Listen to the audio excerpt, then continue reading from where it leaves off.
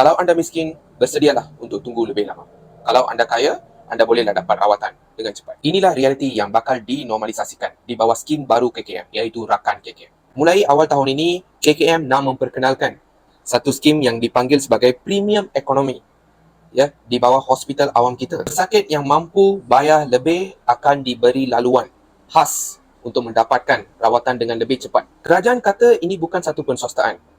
Katanya mereka nak gunakan duit ini untuk kekalkan doktor pakar dan gunakan duit ini untuk subsidi, ya, untuk KKM, untuk hospital-hospital di negara kita. Tapi kita pernah melalui skim yang sama. Sebab Rakan KKM ini adalah satu kesinambungan, satu skim yang dikenali sebagai Full Paying Patient Scheme yang sudah ada sejak tahun 2007. Dan data menunjukkan kesannya sangat jelas. Dalam hospital-hospital yang mengamalkan skim dua laluan ini, pesakit katarak yang membayar dapat rawatan 7 kali lebih cepat berbanding pesakit awam. Bukan itu saja, pembedahan untuk pesakit awam kerap ditangguhkan, manakala pesakit yang telah bayar, mereka punya skedul semua on time. Data menunjukkan hampir 15,000 pesakit menunggu pembedahan elektif.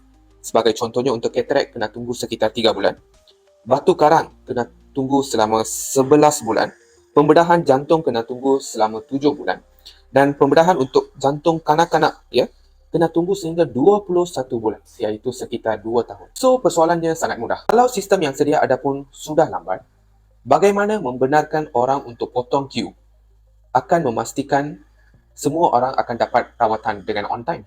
Ini juga mewujudkan satu konflik of interest, ya. Sebab doktor-doktor pakar ini sepatutnya kena kurangkan waiting time.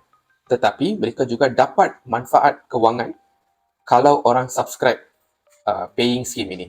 So, masalah sebenar bukannya tiada orang untuk membayar. Masalah sebenar adalah sangat kurangnya perbelanjaan dalam sistem kesihatan kita. Pembiayaan kesihatan sepatutnya adalah daripada kerajaan sendiri. Ini bukanlah sesuatu yang harus ditampung melalui pengkomersialan sistem kesihatan kita. Skim Rakan KKM ini adalah satu skim yang orang kaya, orang yang mampu dapat rawatan dengan cepat, dan orang miskin dan orang yang tidak mampu kena tunggu.